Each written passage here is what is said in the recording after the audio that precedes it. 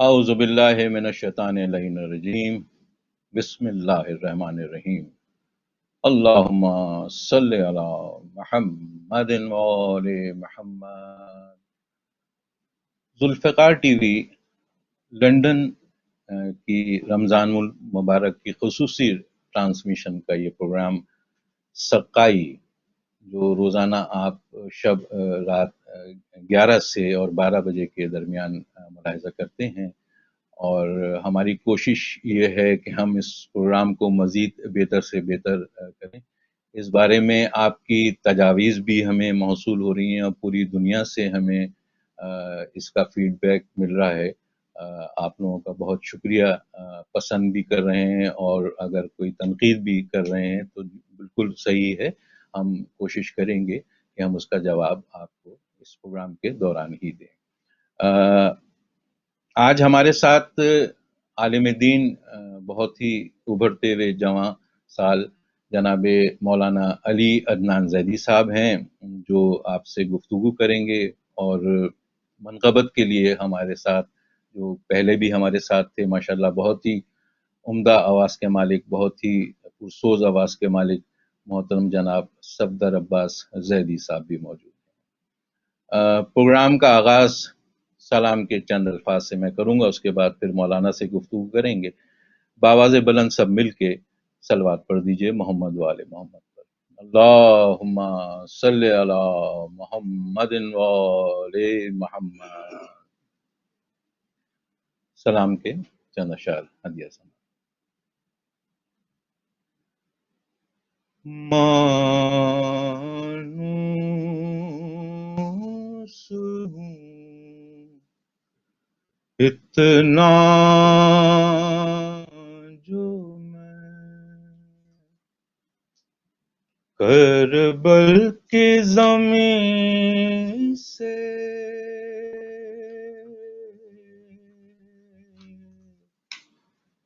میں دفن کہیں ہوں، مگر اٹھوں گا وہیں سے۔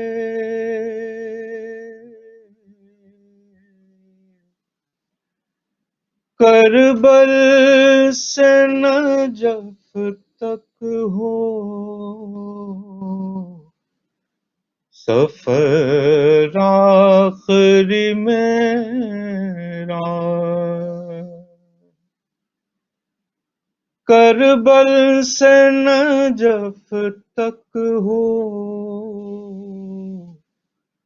سفر آخری میرا، بس اس کے سوا کچھ نہیں مانگوں گا کہیں سے۔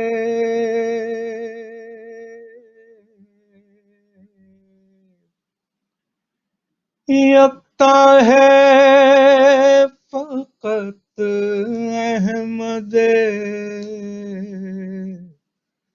مرسل کا گھرانہ، یکتا ہے فقط احمد مرسل کا گھرانہ، اللہ بھی ملتا ہے تو ملتا ہے یہیں سے،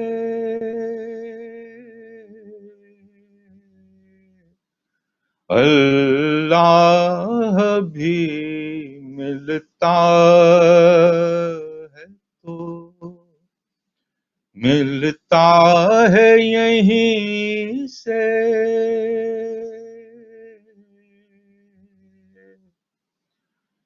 کربل تیری مٹی کا یہ جاز ہے ورنہ پل تیری مٹی کا یہ جاز ہے، ورنہ ملتی ہی نہیں خاک شفا، اور کہیں سے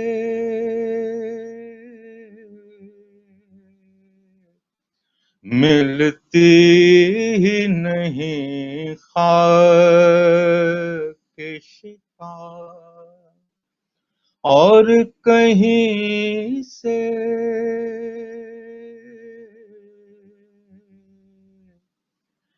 بیعت کے طلبگار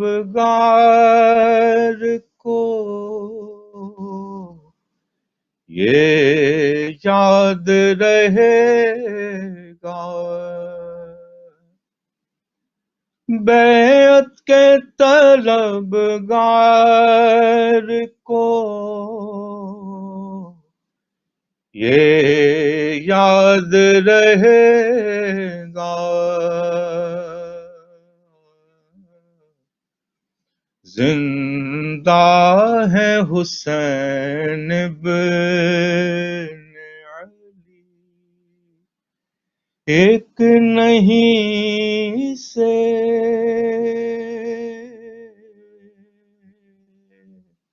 زندہ ہے حسین بن علی، ایک نہیں سے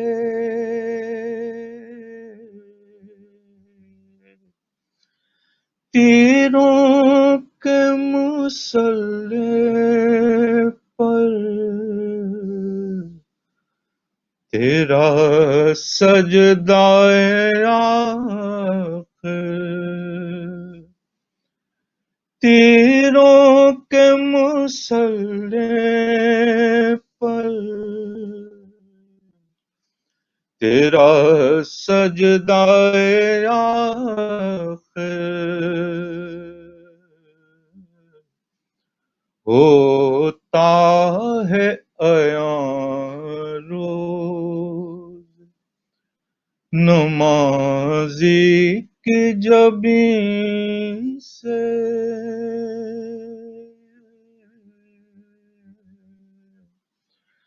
جب چاند محرم کا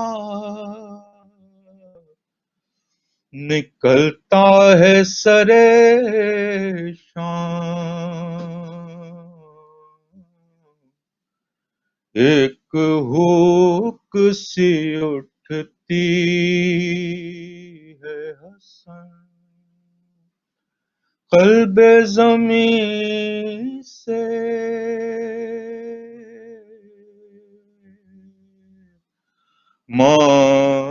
مانوس ہوں اتنا جو میں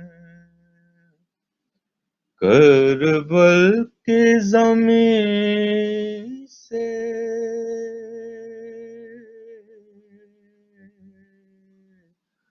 میں دفن کہیں ہوں مگر اٹھوں گا وہیں سے۔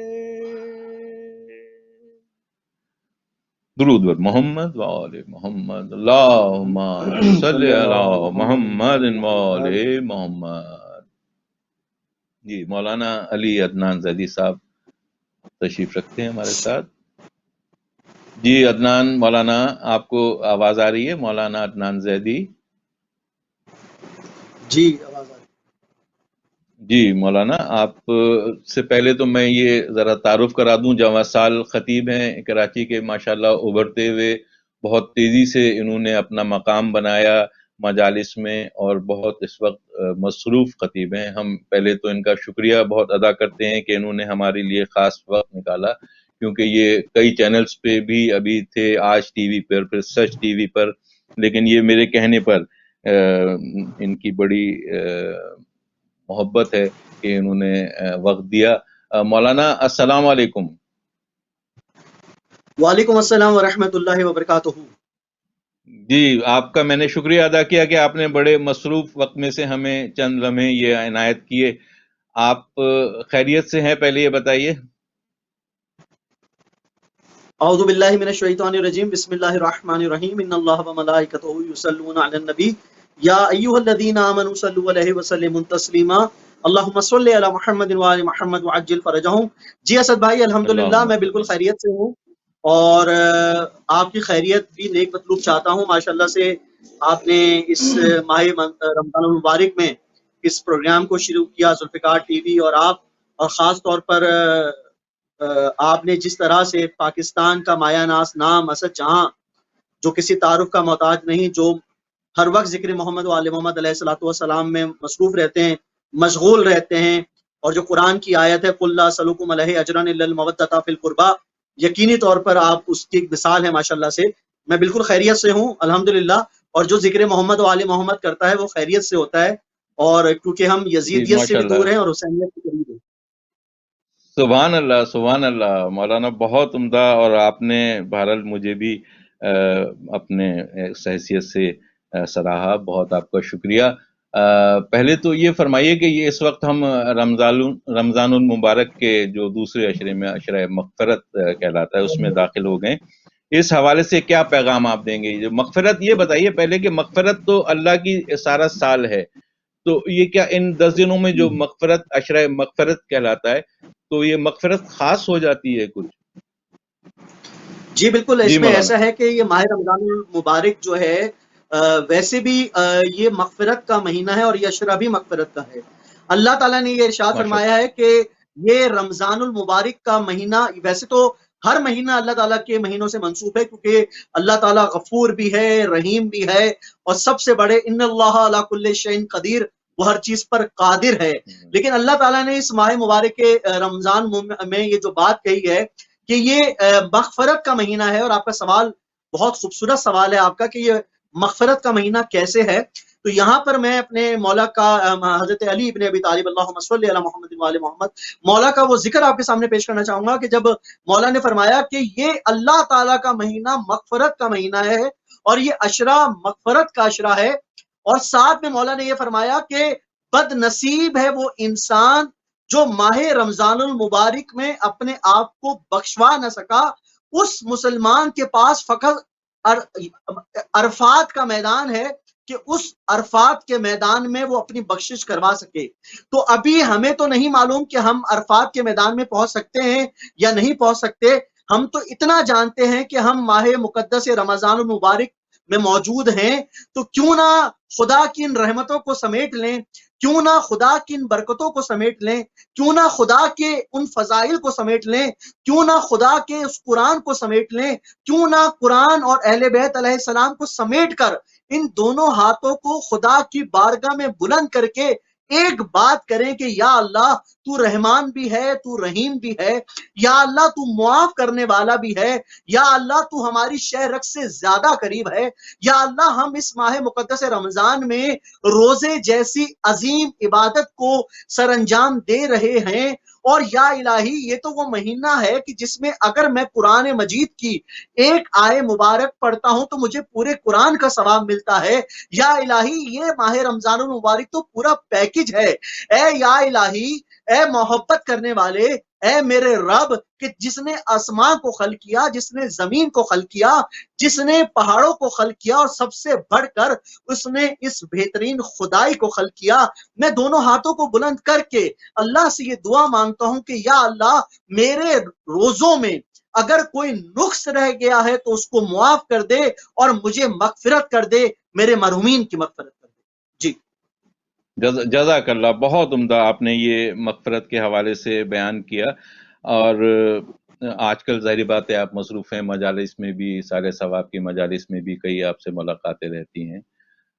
آپ یہ بتائیے کہ ایک تو آپ نے ایران سے تعلیم حاصل کی، جو جی دانشگاہ مجازی مصطفیٰ، دانشگاہ مجازی ماشاءاللہ مصطفیٰ سے میں منسوب ہوں الحمدللہ. قم ایران کا میں طالب علم ہوں، اور اس یونیورسٹی سے میں منسوب ہوں माशाल्लाह। الحمدللہ. اور مجھے اس بات پر فخر ہے کہ میں جس ادارے سے منسوب ہوں وہ پوری دنیا میں اس کا نام ہے، اور کیوں نہ ہو اس ادارے سے ہر وہ شخص منسوب ہے جو ذکر محمد و آل محمد کرتا ہے. تو دانشگاہ مجازی مصطفیٰ میری وہ جامع ہے کہ، اور میں اس بات پر خوش ہوں کہ ایران کے اساتذہ اور جو ہمیں دین سکھاتے ہیں، ہمیں قرآن کی تعلیم دیتے ہیں، ہمیں فارسی کی تعلیم دیتے ہیں، ہمیں مکتب اہل بیت کی تعلیم دیتے ہیں، تو ہم اس سے منسوب ہیں. اور ذکر محمد و آل محمد علیہ الصلوۃ والسلام کرنے میں ہمیں ہر وقت ہمارا مدرسہ یہ سکھاتا ہے کہ کیونکہ اللہ کے نبی نے ارشاد فرمایا کہ تم علم حاصل کرو چاہے تمہیں چین کیوں نہ جانا پڑے. تو وہ چین کی مثال ہر ملک پر ہے. اور آج کل کے اس دور میں ہم جس طرح سے منسوب ہیں ذکر محمد و آل محمد سے، تو میں جس مدرسے سے الحمدللہ منسوب ہوں تو خدا کا شکر ادا کرتا ہوں کہ اللہ تعالیٰ نے ہمیں اس مدرسے سے منسوب کیا. اور سب سے بڑھ کے ہر وہ طالب علم جو کسی نہ کسی طریقے سے کسی بھی مدرسے سے منسوب ہے، یقینی طور پہ وہ اپنی نسلوں کی بخشش کا باعث بن رہا ہے، کیونکہ یہ ذکر فقط انسان کو نہیں بدلتا بلکہ یہ انسان کی نسلوں کو بدل دیتا ہے. اور یہ وہی ذکر ہے جو حر کو حر علیہ السلام بنا دیتا ہے. واہ واہ واہ جناب، بہت خوبصورت. اچھا اب یہ بتائیے کہ جیسے آپ نے تعلیم حاصل کی تو کیا اس میں کوئی اسپیشلٹی بھی ہوتی ہے کہ مطلب خطابت کا ہے، قرآن ہے، حدیث ہے، تو یہ سارے علوم جو ہیں وہ ساتھ ہی سکھائے جاتے ہیں؟ ظاہر بات ہے ہر علم کا ایک الگ وہ ہوتا ہوگا، تو آپ نے کس اسپیشلٹی کیا ہے آپ؟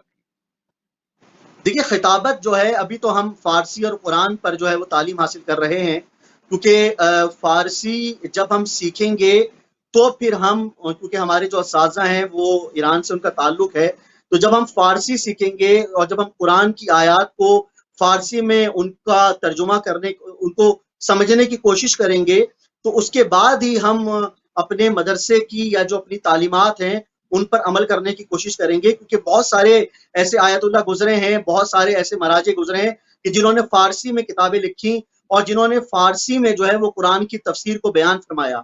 تو اور بہت سارے ایسے عوامل ابھی ہیں کہ ان کتابوں کا یا ان تفاسیر کا اردو میں ترجمہ نہیں ہوا. تو ہم جو ہے وہ اس وقت فارسی سے اور قرآن کی تفسیر سے جڑے ہوئے ہیں. جہاں تک آپ کا سوال ہے خطابت کے حوالے سے، تو خطابت تو ایک فن ہوتا ہے جو کہ خدا کی دی ہوئی نعمت ہوتی ہے. یہ الفاظ کا اتار چڑھاؤ، یہ ذکر، یہ الفاظ کا چناؤ، یہ سب خداداد صلاحیت ہوتی ہے. تو ابھی ہم جس فیز میں ہیں وہ قرآن اور اس کے علاوہ فارسی زبان کے وہ تمام علوم جو کہ ایک طالب علم کو سیکھنے چاہیے، اور وہ ایک طالب علم کے لیے ضروری ہے، کیونکہ ایک ایسی شیریں زبان ہے کہ جو آپ کو اہل بیت علیہ السلام کی تعلیمات سمجھنے کا موقع دیتی ہے. اور آپ جب ایران میں جاتے ہیں تو آپ نے دیکھا ہوگا، جس طرح میں ایران گیا میں نے وہاں پر دیکھا کہ ہم وہاں پر مولا حضرت امام رضا علیہ السلام کے روضہ مقدس میں جو کتب موجود ہیں تو زیادہ تر وہ فارسی میں ہیں، اور جب ہم نے پاکستان آ کے دیکھا تو ان کا ترجمہ موجود نہیں تھا. تو اس لیے فارسی اس لیے بھی ضروری ہے، اور اپنے اساتذہ کی باتوں کو سمجھنا اس لیے بھی ضروری ہے کہ ہم جتنا فارسی کو سمجھیں گے اتنا ہی ہم تفسیر قرآن کو سمجھنے کی کوشش کریں گے. مانا کہ تفسیر قرآن جو ہے وہ ماشاءاللہ سے ہمارے اردو ترجموں میں بھی موجود ہے، لیکن انسان کو بہتر سے بہتر کی تلاش کرنی چاہیے.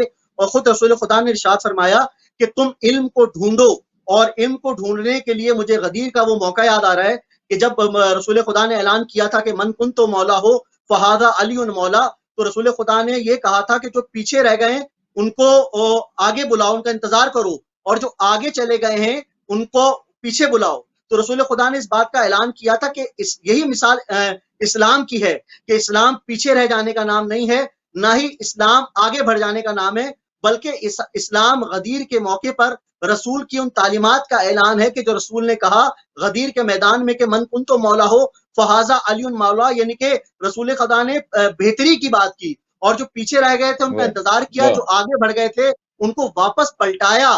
تو رسول خدا نے یہ بتایا کہ اسلام جو ہے وہ پلٹ آنے کا نام ہے، اور تم علم حاصل کرو. اس کے لیے چاہے تمہیں کسی بھی طرح سے گزرنا پڑے، چاہے تمہیں کسی بھی موضوع پر بات کرنی پڑے، یا چاہے تمہیں اس ادارے سے کسی بھی طریقے سے منسلک ہونا پڑے، تو تمہیں اپنے علم کو بیان کرنے کے لیے اور اپنے الفاظ کو بیان کرنے کے لیے تمہیں اہل بیت علیہ السلام سے قریب ہونا پڑے گا، اور اس کی سب سے بڑی مثال یہ مدرسے ہیں، یہ جامعات ہیں، اور یہ تمام تر اہل بیت علیہ السلام کی تعلیمات ہیں۔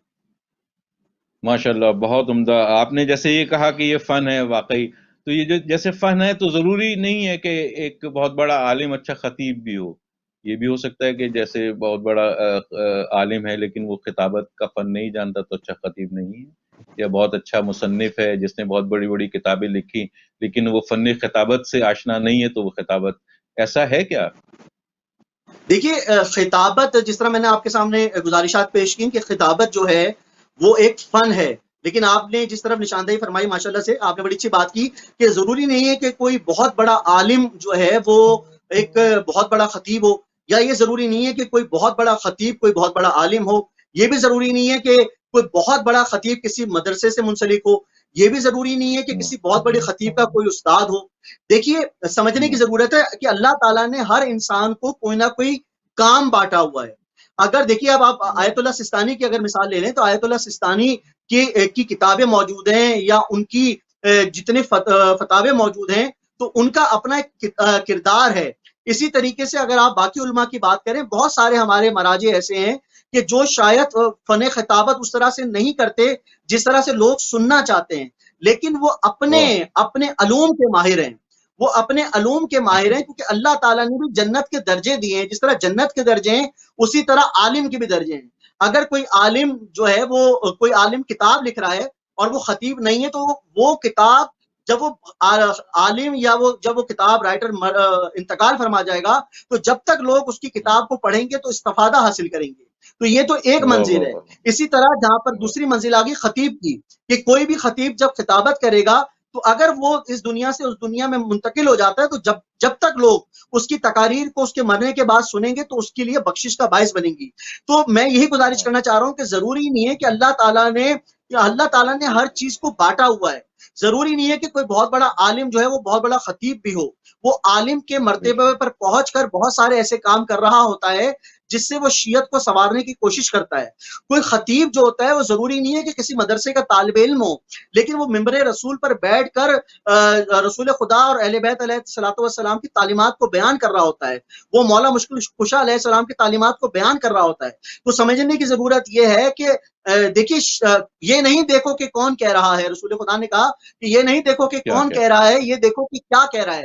اگر کوئی بھی عالم کسی بھی منصب پر فائز ہے، اگر وہ خطیب ہے، اگر وہ عالم ہے، اگر وہ مراجع ہے، یا سب سے بڑھ کر اگر وہ انسان بھی ہے اور محمد و آل محمد علیہ الصلوۃ والسلام سے محبت رکھتا ہے تو یقینی طور پہ اس کا ایک مرتبہ اور مقام ہے۔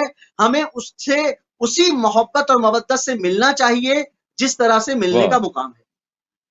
واہ، بے شک علم کہیں بھی ہو بلا شبہ مومن کی میراث ہے، مولا کا قول بھی یہ۔ آپ یہ بتائیے ماشاءاللہ اتنی اچھی خطابت، اتنا اچھا لہجہ، اتنے اچھے الفاظ کے چناؤ آپ کے پاس، تو یہ کسی سے متاثر ہیں خطابت میں آپ، جو متاثر ہو کہ آپ نے کیا ہو؟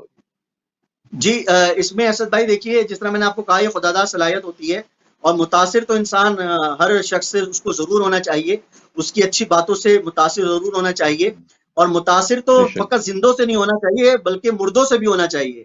مجھے مولا مشکل کشا کا وہ جملہ یاد آ رہا ہے کہ جب مولا مشکل کشا کے سامنے کسی کا جنازہ جا رہا تھا تو مولا علی کے سامنے ساتھ ایک شخص موجود تھے، تو مولا علی نے کہا کہ تمہیں اس میت سے متاثر ہونا چاہیے اور خدا کا شکر ادا کرنا چاہیے کہ اللہ نے تمہیں ایک اور زندگی دی، یعنی کہ تمہیں موقع دیا، اور تمہیں اس لیے متاثر ہونا چاہیے اور اللہ کا شکر ادا کرنا چاہیے کہ کاش اس کی جگہ اگر تم ہوتے تو کیا ہوتا۔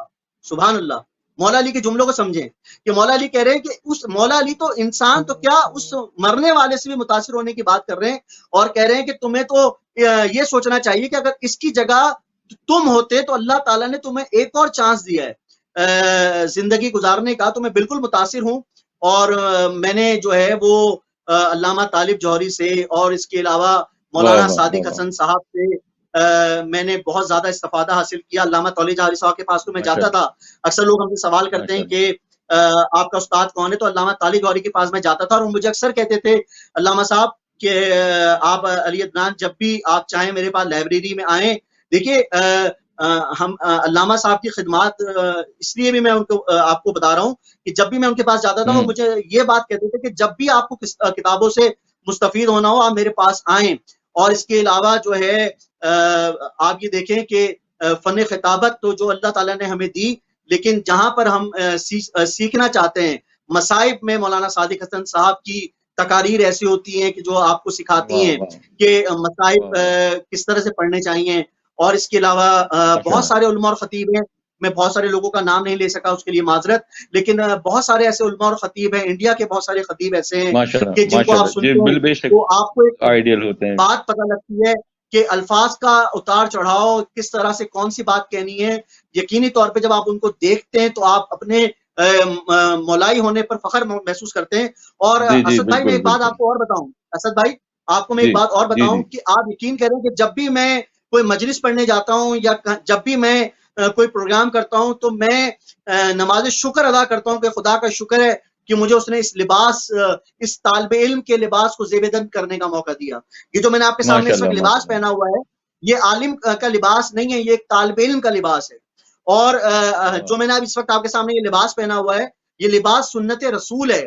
اور رسول خدا نے کہا کہ یہ جو ابا قبا امامہ یہ سنت رسول ہے، رسول خدا نے اس کی تاکید فرمائی ہے. اور سب سے بڑی بات یہ کہ جب میں یہ لباس پہنتا ہوں تو میں اپنے آپ کو یہ خوش نصیب انسان تصور کرتا ہوں اور میں خدا کا شکر ادا کرتا ہوں کہ یا اللہ کہ تیرا شکر ہے کہ تو نے مجھے اس ذکر سے منسوب کیا، اس لباس سے منسوب کیا، اس ممبر رسول سے منسوب کیا جو ممبر انسانیت کا پیغام دیتا ہے. اور وہ ممبر پوری دنیا کو یہ بتلاتا ہے کہ حسین کل بھی زندہ باد تھا، حسین آج بھی زندہ باد ہے اور حسین قیامت تک زندہ باد ہے. بھائی واہ واہ واہ، بہت عمدہ. اصل میں اپنے مولانا عدنان ہمارے پروگرام کا عنوان اور نام جو ہے سقائی کے حوالے سے آپ نے ان علماء کا نام لیا جنہوں نے آپ کی ذہنی اور ادبی اور قلوب کی آپ کی سقائی کی، اور یقیناً آپ بھی لوگوں کی ذہن اور قلوب کی سقائی فرما رہے ہیں ممبر کے ذریعے، اپنے خوبصورت خطاب کے ذریعے. مولا آپ کو سلامت رکھے اور جزائے خیر دے، اور اس میں ہماری دعا ہے کہ مزید مولانا آپ کو ترقی ہو. ہم بہت مشکور ہیں آپ کے کہ آپ نے ہمیں مجھے بڑا اچھا لگا کہ آپ نے مجھ سے سوال پوچھا مدرسوں کے بارے میں کہ اور مجھ سے میرا بیک گراؤنڈ پوچھا. یہ بہت اچھا مجھے لگا اس لیے کیونکہ ہمارے یہاں شاید یہ سوال ہوتا نہیں ہے اور لوگ یہ اصل میں اس لیے کہ میں نے اصل میں ہم یہ پروگرام سقائی کے حوالے سے، تو جو سقائی کر رہے ہیں نا ذہنوں کی، تو ظاہر بات ہے کہ ان کو ہم چاہتے ہیں کہ اس پروگرام کے حوالے سے آگے لائیں اور جو موضوع ہمارا ہے اس کی مناسبت سے ہم یہ پروگرام کریں. بالکل. اور تو یہ ہم آپ کا پھر بہت اچھا موضوع رہا اور آپ نے پوچھا تاکہ لوگوں کو بھی اس کی تاریخ کا پتہ ہونا چاہیے کہ جو ذکر کس طرح سے انسان ذاکر بنتا ہے، کس طرح سے طالب علم بنتا ہے، کس طرح سے عالم بنتا ہے. ماشاءاللہ آپ اس کا بھرپور طریقے سے آپ اس کی رہنمائی فرما رہے ہیں اور آپ کا چینل جی ماشاءاللہ. بہت خوشی ہوئی آپ سے گفتگو کر کے، بہت ہی محظوظ ہوئے لوگ بھی آپ کی گفتگو سن کے. ہم بہت مشکور ہیں ذوالفقار ٹی وی لنڈن کی جانب سے مولانا علی عدنان زیدی کے کہ انہوں نے مصروف وقت میں سے ہمیں یہ وقت عنایت کیا. بہت شکریہ مولانا. اب منقبت کے لیے ہمارے ساتھ بلا تاخیر میں کہوں گا صفدر زیدی بہت خوبصورت منقبت پیش کریں جناب. صفدر بسم اللہ. اعوذ باللہ من الشیطان اللعین الرجیم. بسم اللہ الرحمن الرحیم. الحمدللہ الذی جعلنا من المتمسکین بولایت امر المؤمنین علی بن ابی طالب علیہ السلام. اللہم صلی علی محمد و علی محمد. انتہائی اختصار کے ساتھ نہیں آپ پڑھیے ابھی ہے. بسم اللہ بسم اللہ بسم اللہ. آپ کو عطا خانہ کے حوالے سے جی عطا. میری مانو عزا خانہ سجا لو،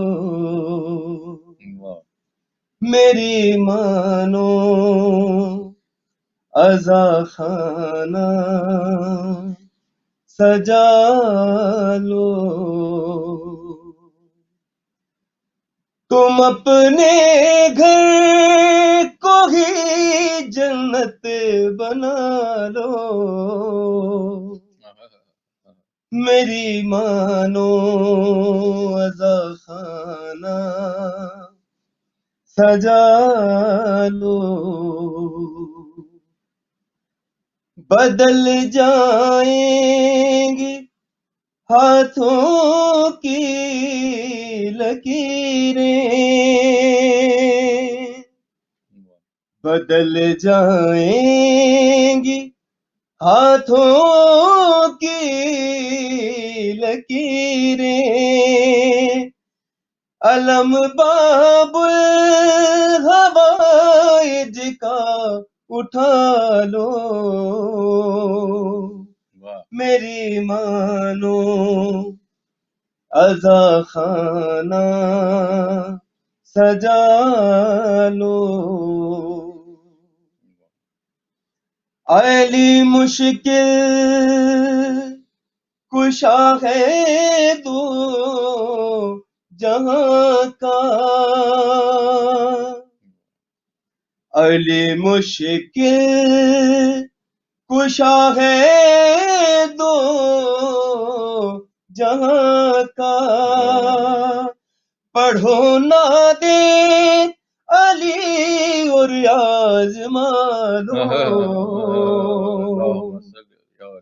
میری مانو عزا خانہ سجا لو۔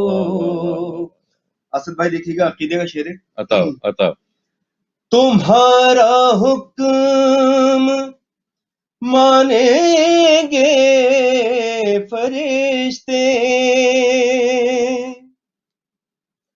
تمہارا حکم مانیں گے فرشتے، علی کو پیار سے دل میں بسا لو، میری مانو عزا خانہ سجا لو، اور عقیدہ بیچ کر فتویٰ گروں کو، عقیدہ بیچ کر فتویٰ گروں کو، یہ ناممکن ہے تم جنت کما لو، میری مانو عزا خانہ سجا لو، اور نمازیں کام آئیں گی نہ روزہ، نمازیں کام آئیں گی نہ روزہ، علی کے بغض کو دل سے نکالو، میری مانو عزا خانہ سجا لو، اور حسین ابن علی کا غم منا کر، حسین ابن علی کا غم منا کر، جناب سیدہ کو گھر بلا لو، میری مانو عزا خانہ سجا لو، میری مانو عزا خانہ سجا لو۔ بہت عمدہ صفدر، مولا آپ کو بہت خوش رکھے، بہت ترقی دے، بہت ہی دعائیں آپ کے لیے، بہت خوبصورت انداز میں آپ نے کلام پیش کیا۔ مولانا ہمارے ساتھ ہیں، یا کچھ سوال ان سے پوچھ لیجیے۔ جی مولانا غالباً چلے گئے. اچھا اب دو روز قبل جی ہیں مولانا. جی مولانا آپ سے ذرا سے یہ پوچھنا ہے تھوڑا آج کل کے جو حوالے سے جو ماحول اس وقت ہے کورونا کے حوالے سے، تو جیسے یہ جلوس ہوگا چیلم کا امام حسن کے اس کے موقع پر جو محفلیں ہوں گی، تو اس سلسلے میں یہ ایس او پیز جو ہیں حکومت کی یہ فالو کرنا بڑا مشکل ہو جائے گا. آپ کیا میسج دیں گے؟ ظاہر بات ہے بہت سے لوگ سن رہے ہیں، تو اس حوالے سے ذرا سا کچھ فرما دیجیے. ہم روز پوچھتے ہیں یہ اس حوالے سے، پلیز کچھ کہیے. دیکھیے میں اس میں یہ پیغام دوں گا اور اپنی پوری شیعہ امت کو ایک پیغام دینا چاہتا ہوں. میں اس وقت اپنے آپ کو سب سے چھوٹا طالب علم ہوں، میں سب سے حقیر انسان سمجھ کر، ایک سب سے چھوٹا طالب علم سمجھ کر، سب سے چھوٹا ذاکر سمجھ کر، اور آپ تمام لوگوں سے امام رضا علیہ السلام کا ایک قول پیش کرنا چاہوں گا کہ طب امام رضا علیہ السلام، طب امام رضا علیہ السلام کو ہر شیعہ ضرور پڑھے. وہ زیادہ بڑی کتاب نہیں ہے بلکہ ایک چھوٹی سی کتاب ہے جس میں مولا نے بیماریوں سے بچنے کے طریقے بتائیں.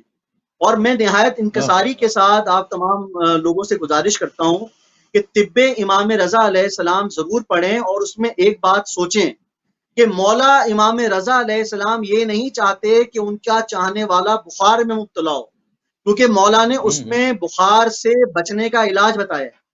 مولا امام رضا یہ نہیں چاہتے کہ ان کا چاہنے والا نزلے میں مبتلا ہو، کیونکہ مولا نے اس سے نزلے سے بچنے کا علاج بتایا ہے. مولا امام رضا یہ نہیں چاہتے کہ ان کا کوئی بھی چاہنے والا کسی بھی بیماری میں مبتلا ہو. تو مولا امام رضا علیہ السلام نے طب امام رضا میں اپنے چاہنے والوں کو وہ تمام تر چیزیں بتائی ہیں. تو مولا کیا چاہ رہے ہیں؟ دیکھیے ہر چیز کا کوئی نہ کوئی مقصد ہوتا ہے. ہم اگر مجلس پڑھتے ہیں یا اگر ہم عزاداری کرتے ہیں تو اس کا مقصد ہے کہ ہماری آخرت بہتر ہو جائے. آپ اسد بھائی جس مودت سے ذکر محمد و آل محمد کرتے ہیں تو آپ یہ چاہتے ہیں کہ آپ کے والد محترم اور آپ کی بخشش ہو اور یہ ذکر آپ کو آپ کی دنیا میں بھی اور آپ کے اس عالم میں بھی آپ کو حیات عطا کرے. کیونکہ اللہ تعالیٰ نے قرآن مجید میں کہا ہے کہ الذی خلق الموت والحیات، کہ میں نے موت کو بھی خلق کیا اور حیات کو بھی خلق کیا. تو یہ سمجھنے کی ضرورت ہے کہ مولا امام رضا علیہ السلام یہ نہیں چاہتے کہ ان کا کوئی بھی چاہنے والا، کوئی بھی ماتمی، کوئی بھی عزادار، چاہے وہ کسی بھی مرتبہ میں فائز ہو، وہ بیمار ہو. مولا کیا چاہ رہے ہیں کہ ان کا ہر چاہنے والا صحت و سلامت رہے اور صحت و سلامتی کے ساتھ عزاداری بھی کرے، محافل بھی کرے، جلوس بھی کرے. تو اب کس امر کی ضرورت ہے؟ امر کی ضرورت یہ ہے کہ رسول خدا کا ارشاد ہے کہ تم جس ملک میں رہتے ہو اس ملک کے قوانین کو فالو کرو، اس ملک کے قوانین کی پاسداری کرو. تو ہم اگر امریکہ میں ہیں تو ہمیں امریکہ کے قوانین کی پاسداری کرنی ہے. اگر ہم لندن میں ہیں تو ہمیں وہاں کے قوانین کی پاسداری کرنی ہے. اگر ہم عراق میں ہیں تو ہمیں وہاں کے قوانین کی پاسداری کرنی ہے. اور اگر ہم پاکستان میں ہیں تو ہمیں پاکستان کے جو قوانین ہیں اس کی پاسداری کرنی ہے. پاکستانی قوانین کیا ہیں کہ جو ماسک کہا گیا ہے کہ ماسک پہنو، وہ ماسک آپ کو بھی بچائے گا کورونا سے اور دوسرے عزادار کو بھی کورونا نہیں لگنے دے گا. اور جو فاصلہ ہے، سماجی فاصلہ جو بتایا گیا ہے اس کا خیال رکھو. اور یہی ہمارے مراجع کہتے ہیں کہ مراجع کرام نے نماز پڑھنے سے، عزاداری کرنے سے منع نہیں کیا، بلکہ وہ یہ کہتے ہیں کہ آپ نماز بھی پڑھیں، عزاداری بھی کریں، آپ جشن بھی منائیں، لیکن ان تمام تر احتیاطی تدابیر کو ملوز خاطر رکھیں، ان پر نظر رکھیں. کیونکہ اگر ہم رہیں گے تو عزاداری کو ہم بہترین طریقے سے منائیں گے. اور آج کے اس پروگرام میں اسد بھائی میں ایک بات اور کہنا چاہتا ہوں کہ جو لوگ یہ کہتے ہیں کہ سیف عزاداری کو بچاؤ، تو میں اسد بھائی یہ جملہ کہنا چاہتا ہوں کہ ہم کون ہوتے ہیں اس عزاداری کو بچانے والے کہ جس کو قائم کرنے والی ہی جناب زینب ہیں. ہم کوئی نہیں ہوتے کہ ہم عزاداری کو بچائیں گے، ہم کوئی نہیں ہوتے کہ عزاداری کو بچائیں گے، بلکہ اگر ہم بچے ہوئے ہیں تو اس عزاداری کی وجہ سے بچے ہوئے ہیں. تو ہمیں اگر عزاداری کرنی ہے، اگر ہمیں جلوس نکالنے ہیں، اگر ہمیں نماز پڑھنی ہے تو ہمیں ماسک ضرور پہننا ہے. کیونکہ ہمارے گھر میں بھی چھوٹے چھوٹے بچے ہیں، ہمارے گھر میں بھی بزرگ ہیں. اگر خدا نخواستہ وہ اس مرض میں مبتلا ہو گئے تو اس کی تکلیف امام رضا علیہ السلام کو ہوگی، اہل بیت کو ہوگی کہ میرے چاہنے والے نے میری بتائی ہوئی جو ترکیب ہے وبا سے محفوظ رہنے کی اس کو فالو نہیں کیا. اس لیے ہمیں چاہیے، میں بہت کھل کے یہ بات کر رہا ہوں ایک طالب علم کے حیثیت سے، واہ واہ کہ ہمیں چاہیے کہ واہ واہ ان تمام تر احتیاطی تدابیر کو فالو کریں، ماسک پہنیں، سماجی فاصلے کا خیال رکھیں، اور مسافے سے گریز کریں، اور ہر وہ عمل انجام دیں، کیونکہ امام ہمیں خوش دیکھنا چاہتے ہیں، اور جب ہم خوش ہوں گے تو میرے مولا امام زمانہ بھی خوش ہوں گے، کیونکہ وہ اپنے عزادار واہ کو واہ جب واہ خوش دیکھیں گے تو یہ کہیں گے اپنے جد امام رضا سے کہ مولا آپ کا چاہنے والا آج مکمل سیفٹی کے ساتھ، مکمل احتیاطی تدابیر کے ساتھ جشن بھی منا رہا ہے، عزاداری بھی منا رہا ہے، نماز بھی پڑھ رہا واہ ہے، اور ماتم واہ بھی کر واہ رہا ہے۔ واہ واہ واہ واہ واہ واہ واہ۔ اچھا، یہ ایک اور سوال بھی ہے، اس پہ کوئی فتویٰ آیا ہے کہ جی یہ روزے کے دوران ویکسینیشن آپ کروا سکیں؟ کچھ اہل بالکل سنت جی، کے علماء نے تو فتویٰ دی. جی جی، اہل سنت کے علماء نے کیا دیکھیے فتویٰ اہل دیا ہے، سنت انہوں نے کے دیا ہے کہ لگوا سکتے ہیں. بالکل آیت اللہ سستانی کا اس بارے میں فتویٰ آ چکا ہے کہ ویکسینیشن آپ جو ہے وہ روزے کی حالت میں لگوا سکتے ہیں، اس میں کوئی مسئلہ نہیں ہے، اچھا بلکہ اگر آپ کو ویکسینیشن، بلکہ میں تو آپ کے اس پروگرام کی توسط سے یہ بھی کہنا چاہوں گا کہ جو حضرات ویکسینیشن کو روزے کی حالت میں لگاتے ہوئے کترا رہے ہیں، ان کو چاہیے کہ وہ آیت اللہ سستانی کے اس فتوے کو دیکھیں اور ویکسینیشن لگوائیں. اور ویکسینیشن اس لیے بھی ضروری ہے کیونکہ وہ وبا سے محفوظ رکھتی ہے، اور جب ہم وبا سے محفوظ رہیں گے اور وقتی احتیاط کریں گے تو ہم روزے کی حالت میں ویکسینیشن لگوا کے اس کورونا جیسی وائرس جیسی وبا سے محفوظ رہیں گے تو بھرپور طریقے سے ہم اپنی زندگی کو بھی گزاریں گے، اور بھرپور طریقے سے فرش عزا بھی بچھائیں گے، اور بھرپور طریقے سے فرش ولا بھی بچھائیں گے. جزاک اللہ، بہت عمدہ آپ نے یہ میسج دیا مولانا، بہت ہی اچھے انداز میں. اور اب آپ یہ بتائیے، ذوالفقار ٹی وی کے لیے کچھ کلمات آپ کہیے اس کی ترقی کے لیے. بسم اللہ. جی، ذوالفقار ٹی وی کی میں نے ان کاوشوں کو دیکھا، اور ذوالفقار ٹی وی کی کاوشیں کیوں نہ عروج پر پہنچیں، کیونکہ یہ وہی ذوالفقار ہے کہ جب مولا علی کے ہاتھوں میں آتی تھی تو لا فتح الا علی لا سیف الا ذوالفقار. تو ہم تو اس ذوالفقار، اس تلوار کے ماننے والے ہیں کہ جو مولا علی کے ہاتھ میں آ جاتی تھی تو وہ تلوار فخر محسوس کرتی تھی کہ وہ جس کے ہاتھ میں ہے وہ اس کے ہاتھ میں ہے کہ جس کی ماں نے اس کا نام حیدر رکھا. اور ماشاءاللہ ذوالفقار ٹی وی کو میں مبارکباد پیش کرتا ہوں کہ جس محبت اور مودت کے جذبے کے ساتھ وہ اس پروگرام کو لے کر چل رہے ہیں، اور لوگوں میں یہ پروگرام مقبول ہوتا جا رہا ہے، لوگ اس پروگرام سے جڑ رہے ہیں. اور دیکھیے یہ بھی ایک عبادت ہے، یہ بھی ایک عبادت ہے، اور عبادت اتنی بہترین عبادت ہے کہ اب تو زمانہ ہی آن لائن کا ہو چکا ہے، آن لائن ایجوکیشن ہو رہی ہے.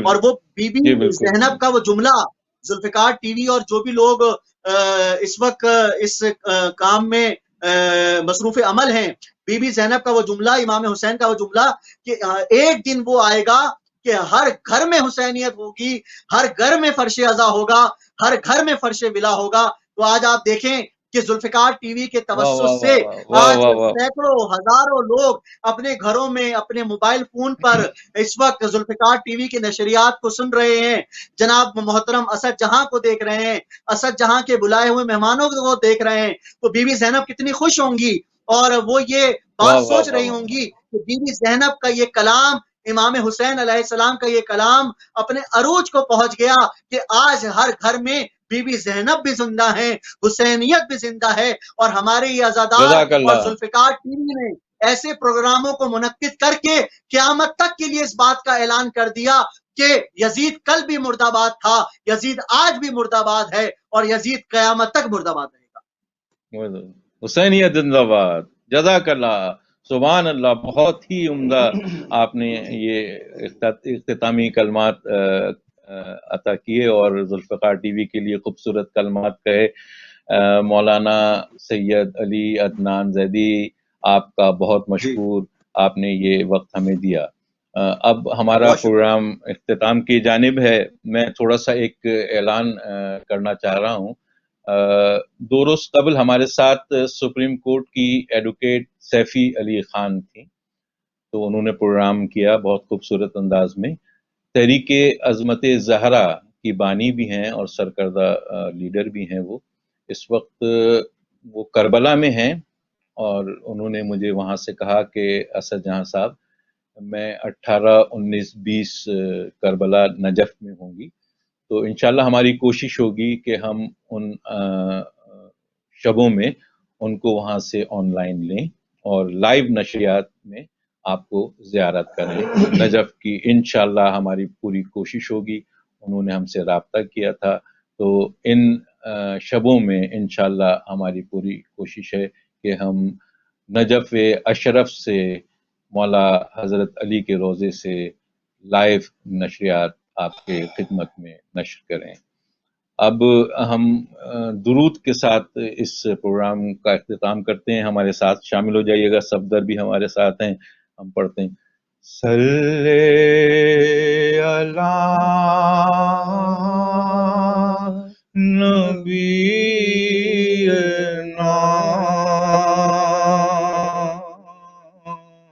صلی علی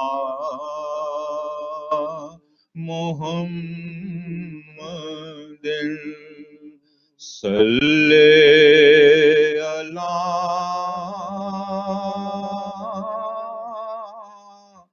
کریم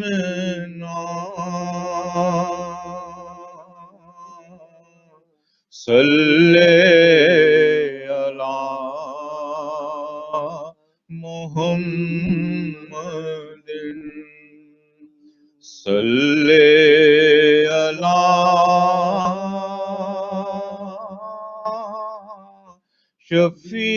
شفیعنا صلی علی محمد.